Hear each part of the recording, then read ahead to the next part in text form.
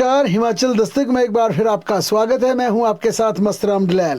पेश करते हैं हिमाचल प्रदेश की प्रमुख खबरें। प्रदेश के सरकारी स्कूलों में शिक्षकों की अनुशासनहीनता पर अब राज्य सरकार ने सख्त रुख अपना लिया है। शिक्षा विभाग के ऐसे मामलों की जांच को तेज और प्रभावी बनाने के लिए अब जांच अधिकारियों को प्रशिक्षण देने का फैसला लिया गया है। यानी कि हिमाचल प्रदेश में जो बच्चों के साथ मारपीट के मामले हो रहे हैं, जिस प्रकार से यौन शोषण के मामले स्कूलों में आ रहे हैं, या शराब पीकर जिस प्रकार के मामले राज्य के कुछ स्कूलों में आए हैं, इसके बाद अब हिमाचल प्रदेश की सरकार ने बड़ा फैसला लिया है कि ऐसे शिक्षकों के खिलाफ सख्त से सख्त कार्रवाई की जाएगी और ऐसे शिक्षकों को अब नियमों के तहत कार्रवाई करके घर भेज दिया जाएगा। यानी कि गंभीर आरोप पाए जाने पर चार्जशीट के बाद आरोप तय होने के बाद अगर वाकई उनके खिलाफ बिठाई की जांच में आरोप सत्य पाए गए तो ऐसे अध्यापकों को डिसमिस कर उन्हें घर भेज दिया जाएगा। हालांकि लंबे समय से सरकार इस बारे में विचार कर रही थी, लेकिन अब सरकार ने बाकायदा लिखित आदेश जारी कर दिए हैं और इन आदेशों में कहा है कि हिमाचल प्रदेश में जो शिक्षकों के खिलाफ जांच चल रही हैं, जो शिकायतें चल रही हैं और जिसमें सबसे ज्यादा अनुशासनहीनता के मामले हैं, ऐसे मामलों के लिए अब शिक्षा सचिव ने बाकायदा आदेश जारी कर दिए हैं और जांच में कहा है कि जो जांच अधिकारी हैं उन्हें टाइम बाउंड कर दिया जाएगा। यानी कि जितनी भी इंक्वायरी हिमाचल प्रदेश में 400-500 के करीब एजुकेशन डिपार्टमेंट में डिसिप्लिनरी एक्शन की जांच चल रही है, उसमें टाइम बाउंड कर दिया है। जांच के लिए टाइम बाउंड कर दिया है। ये बिल्कुल नहीं होगा कि जांच के लिए 2 महीने लगेंगे, 4 महीने लगेंगे, 1 साल तक इंक्वायरी चलेगी। और साथ दूसरी बात इसमें यह साफ कर दिया है कि इंक्वायरी अफसर को बाकायदा ट्रेनिंग दी जाएगी, स्पेशल प्रशिक्षण दिया जाएगा, ट्रेन किया जाएगा कि जांच के लिए किन किन बिंदुओं को मापना है और किस प्रकार से जांच करनी है। इस विषय को लेकर बाकायदा शिक्षा सचिव ने सरकार की डायरेक्शन के बाद आदेश जारी कर दिए हैं। उन्होंने स्पष्ट निर्देश दिए कि जांच में देरी करने वाले अधिकारियों के खिलाफ भी डिसिप्लिनरी एक्शन लिया जाएगा। यानी जो ठंडे बस्ते में इंक्वायरी के मामले को अधिकारी डालेंगे, शिक्षकों के खिलाफ जो इंक्वायरी को स्लो बस्ते में डालेंगे, उनके खिलाफ भी इंक्वायरी बिठा दी जाएगी।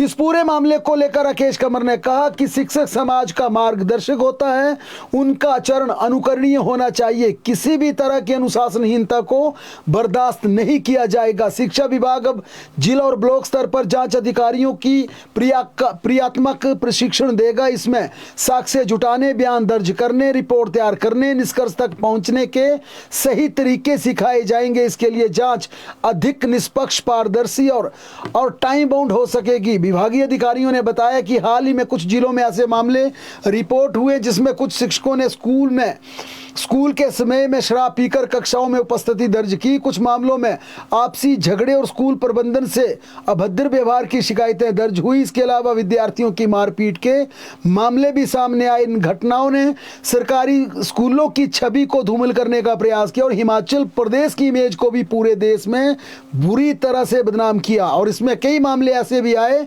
जहां पर बच्चे तो स्कूल में पहुंच गए थे लेकिन शिक्षक गैर हाजिर थे। पांगी का एक उदाहरण देते हुए कहा कि पांगी के स्कूल में जिस प्रकार से एजुकेशन मिनिस्टर पहुंचे, वहां बच्चे स्कूल के गेट पर खड़े थे लेकिन शिक्षक स्कूल में नहीं पहुंचे थे। लिहाजा ऐसे करीब हिमाचल प्रदेश में एजुकेशन डिपार्टमेंट में 500 के करीब मामले हैं जो कि ठंडे बस्ते में चल रहे हैं। इसी के चलते राज्य सरकार ने डायरेक्शन दी, इन सभी इंक्वायरीज को, इन सभी जांच के मामलों को टाइम बाउंड कर दिया जाएगा और टाइम बाउंड के साथ साथ इंक्वायरी अफसर को बाकायदा स्पेशल ट्रेनिंग भी दी जाएगी। इसमें पुलिस के अधिकारियों की मदद ली जाएगी, जो इन्वेस्टिगेशन में जो एक्सपर्ट अधिकारी हैं दूसरे डिपार्टमेंट से, उनसे बाकायदा उन जांच अधिकारियों को प्रशिक्षण दिया जाएगा जो शिक्षकों के खिलाफ तमाम तरह के आरोपों की जांच के लिए जिन्हें जांच अधिकारी बनाया गया और जांच का जिम्मा दिया गया। क्योंकि अब राज्य सरकार ने साफ कहा है कि वाकई अगर अध्यापकों का आचरण, कंडक्ट ठीक नहीं पाया गया, इंक्वायरी में उन्हें गिल्टी पाया गया तो फिर उनको डिसमिस किया जा सकता है। इस तरफ सरकार डिसिप्लिनरी एक्शन लेने के लिए बड़े सख्त आदेश सरकार ने जारी किए हैं।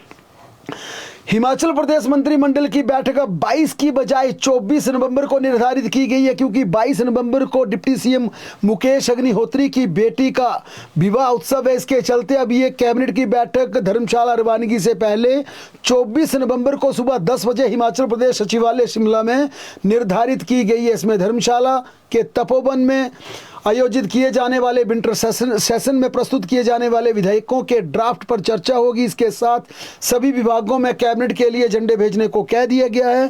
कैबिनेट में विभिन्न विभागों में भर्तियों की मंजूरी मिल सकती है। इस दौरान विधानसभा सत्र में उठाए जाने वाले मुद्दों को लेकर भी चर्चा होगी। कैबिनेट मीटिंग के दूसरे दिन पूरी सरकार शिमला से धर्मशाला जाएगी, क्योंकि 26 नवंबर से हिमाचल प्रदेश विधानसभा का विंटर सेशन शुरू होगा। कैबिनेट मीटिंग से पहले सीएम सुक्खू 15 नवंबर को दिल्ली का रुख करेंगे। 16 तारीख को दिल्ली में उत्तरी क्षेत्रीय परिषद की 32वीं बैठक होगी। इसकी अध्यक्षता गृह मंत्री अमित शाह करेंगे। हिमाचल प्रदेश में पंचायत चुनाव 23 मई पर हो सकते हैं, क्योंकि जिस प्रकार की कसरत राज्य सरकार और चुनाव आयोग ने शुरू कर दी है, साफ इंडिकेशन मिलने लगे हैं कि जहां पर सड़कें बिल्कुल ठीक हैं, जहां पर परिस्थितियां बिल्कुल पूरी तरह से अनुकूल हैं, वहां पर हिमाचल प्रदेश में पंचायत चुनाव 23 मई पर हो सकते हैं। वोटर लिस्ट में अपना नाम दाखिल करने से वंचित वोटर को भी अब हिमाचल प्रदेश राज्य चुनाव आयोग एक और मौका देगा। हालांकि वोटर लिस्ट को फाइनल करने का काम पूरा हो गया है और आज से सभी पंचायत कार्यालयों, ब्लॉक कार्यालयों व एसडीएम कार्यालयों में फाइनल वोटर लिस्ट रख दी जाएगी, लेकिन फिर भी लोगों को अपना नाम दर्ज करवाने की छूट रहेगी।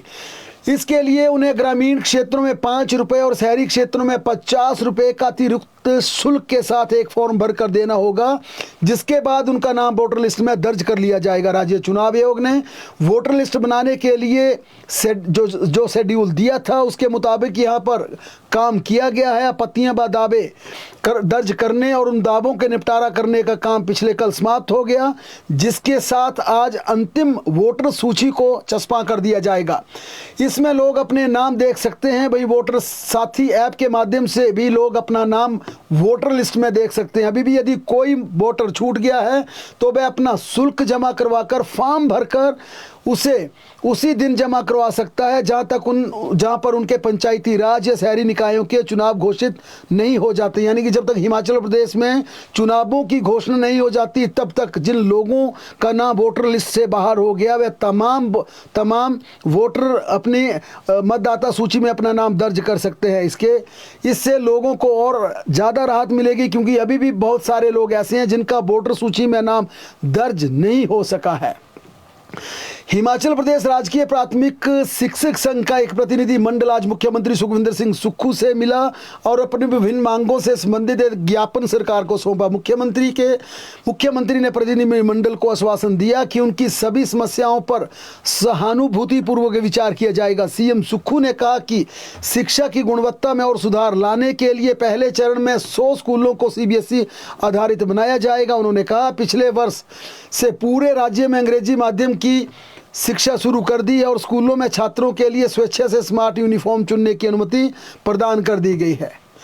हिमाचल प्रदेश के सरकारी स्कूलों में आउटसोर्स पर तैनात कंप्यूटर शिक्षकों को नियमित करने के आदेश के खिलाफ राज्य सरकार हाई कोर्ट जा सकती है। हिमाचल प्रदेश हाई कोर्ट की एकल पीठ के फैसले को राज्य सरकार डबल बेंच में चुनौती देने का मन बना चुकी है।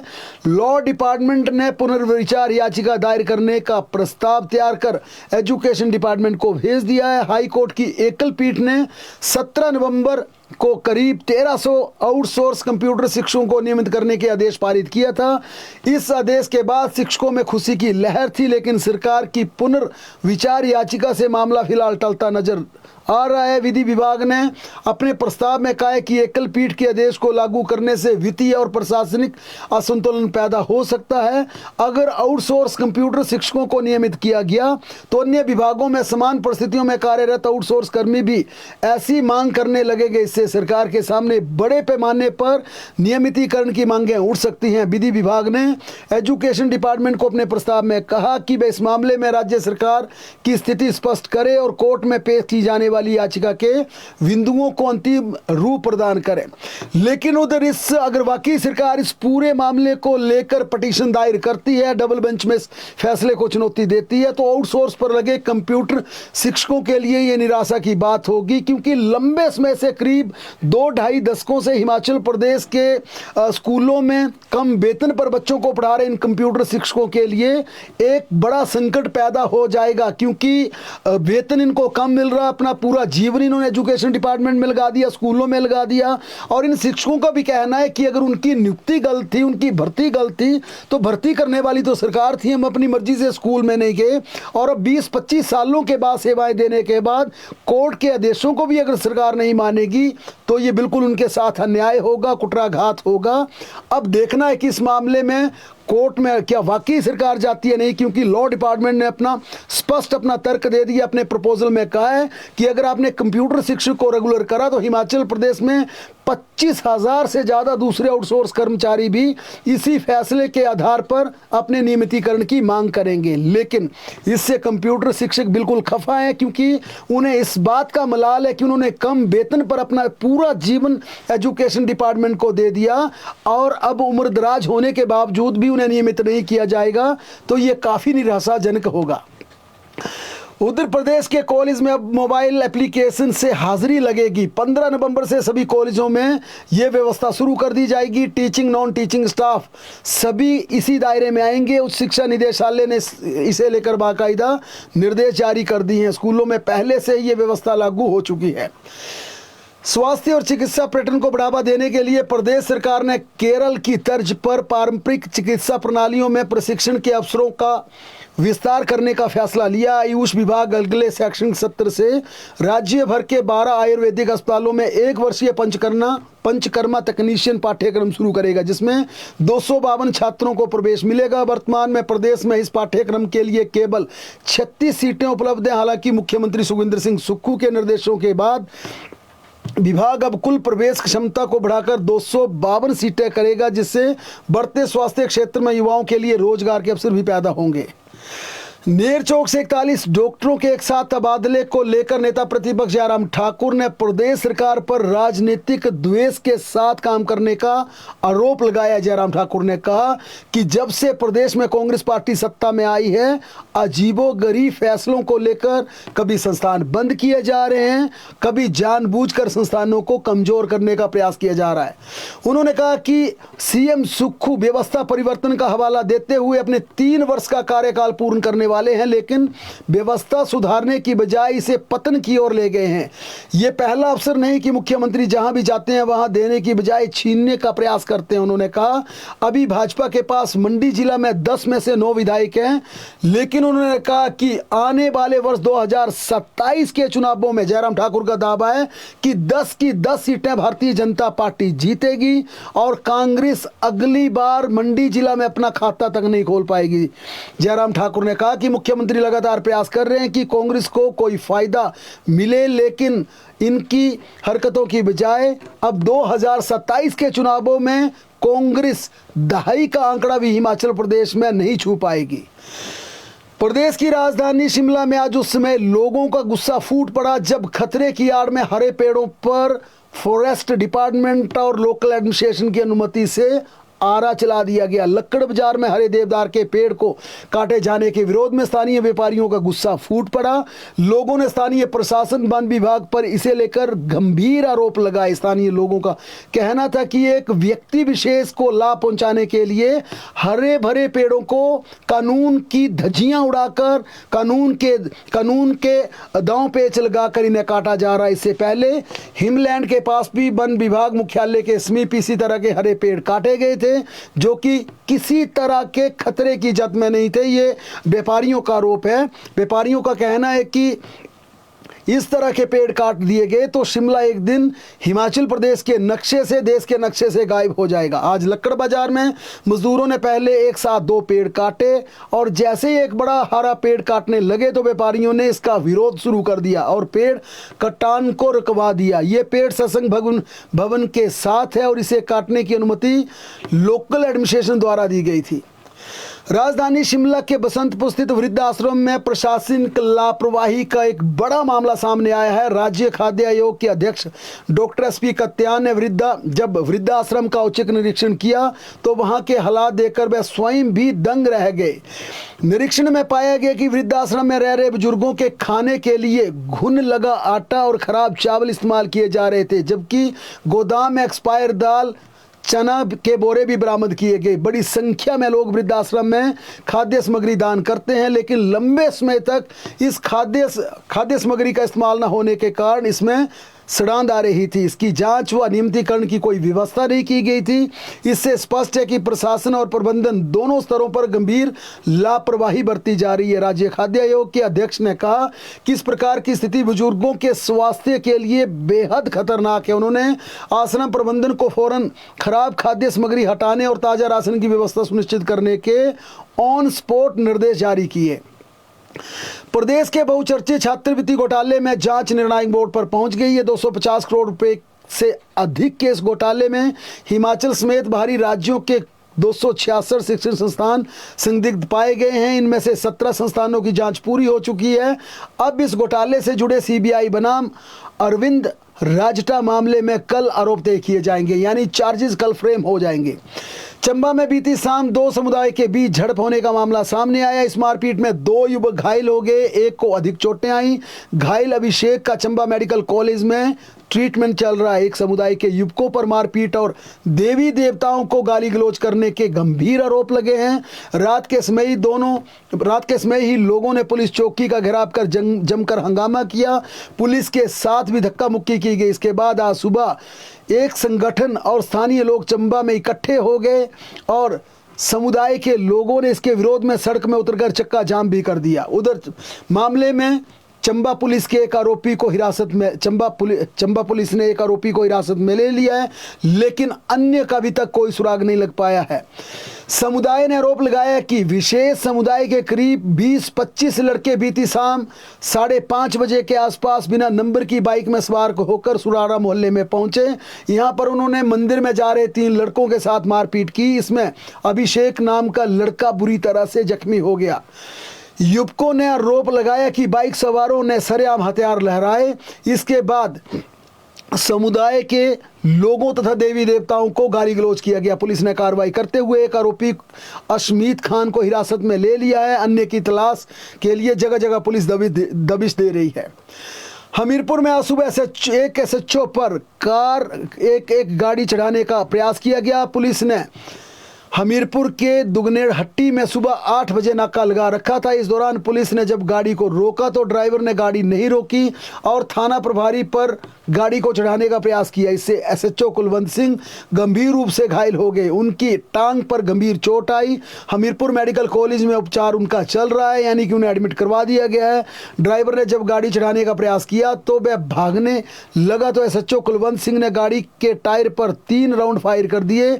इससे गाड़ी का एक टायर पंचर हो गया, मगर वह फिर भी टायर पंचर होने के बाद वहां से गाड़ी लेकर फरार हो गया। पुलिस ने गाड़ी का पीछा करते हुए दो सड़क के समीप उस गाड़ी को रोक लिया। पुलिस ने हमले में प्रयुक्त गाड़ी को कब्जे में ले लिया है। पुलिस ने मामला दर्ज कर अगली कार्रवाई भी शुरू कर दी है। कांगड़ा जिले के बैजनाथ स्थित पपरोला में पिछले कल एक दंपत्ति ने जहर खा लिया। इसमें 37 वर्षीय नितिन कुमार की दुखद मृत्यु हो गई, जबकि 30 वर्षीय सोनिया की हालत गंभीर बनी हुई है। पत्नी को बैजनाथ से टांडा मेडिकल कॉलेज रेफर कर दिया है। बताया जा रहा है कि नितिन को किसी मामले में कोर्ट का समन आया था और इससे भयभीत होकर डर के मारे उसने जहर खा लिया, अपनी पत्नी के साथ जहर खा लिया और 2 पीछे नन्हे बच्चे छोड़ दिए। शिमला में एक नाबालिग के गर्भवती होने का मामला सामने आया। दरअसल पिछले कल शिमला के झुनगा क्षेत्र की एक लड़की की स्वास्थ्य जांच के लिए उसकी मां IGMC शिमला पहुंची, क्योंकि बेटी को 2 दिन से पेट में तेज दर्द हो रहा था। जांच में पता चला कि लड़की गर्भवती है। लड़की की उम्र 15 साल से कम बताई जा रही है। डॉक्टरों ने जब बताया कि बेटी गर्भवती है तो इसके बाद मां ने बेटी से पूछा तो उसने बताया कि एक लड़के ने उसे अपने जाल में फंसाकर उसके साथ संबंध बनाए थे। आरोपी युवक भी छोटी उम्र का बताया जा रहा। पीड़िता की मां की शिकायत पर ढली पुलिस थाना में आरोपी के खिलाफ पोक्सो एक्ट के खिलाफ FIR दर्ज कर ली गई है। कांगड़ा जिले के जसूर तलवाड़ा राजमार्ग पर बीती शाम एक कार नियंत्रित होकर पोल से टकरा गई। इस हादसे में चालक विवेक चौधरी की मौके पर मौत हो गई, जबकि अमन, अजय और ललित चौधरी निवासी फतेहपुर घायल हो गए। चारों युवक स्विफ्ट कार में सवार होकर शादी में भाग लेने के लिए जा रहे थे। इसी दौरान विवेक चौधरी ने अचानक वाहन से नियंत्रण खो दिया। मौसम की बात करें तो हिमाचल प्रदेश में ठंड लगातार बढ़ती जा रही है। केलंगकुकुम, सेरी व ताबो के बाद अब कल्पा का रात का तापमान -डिग्री से नीचे पहुंचने लगा है। वहीं सोलन, मनाली, नारकंडा, रिकांगपिओ, सेऊ बाग में भी तापमान 3 डिग्री से कम दर्ज किया गया। हालांकि राज्य में 20 नवंबर तक बारिश होने की कम संभावना जताई गई है। इसके चलते हिमाचल प्रदेश में सर्दी और रुलाएगी, यानी कि सुबह सवेरे कड़ाके की ठंड और बढ़ेगी और इससे लोगों के बीमार होने की प्रबल संभावना, यानी जो मौसम का बदलाव है बारिश न होने के चलते अब लोग वायरल की चपेट में ज़्यादा आएंगे। इस प्रकार की चिकित्सकों ने एडवाइजरी जारी की और साथ में मौसम विज्ञान केंद्र के अनुसार कि 20 नवंबर तक बारिश की कोई संभावना नहीं है और इस कारण और ज्यादा सर्दी पड़ेगी। सुबह शाम लोगों को सर्दी से और ज्यादा परेशानी झेलनी पड़ेगी। बहरहाल प्रदेश की तमाम बड़ी खबरों के लिए लगातार जुड़े रहें हमारे साथ, देखते और पढ़ते रहें हिमाचल दस्तक।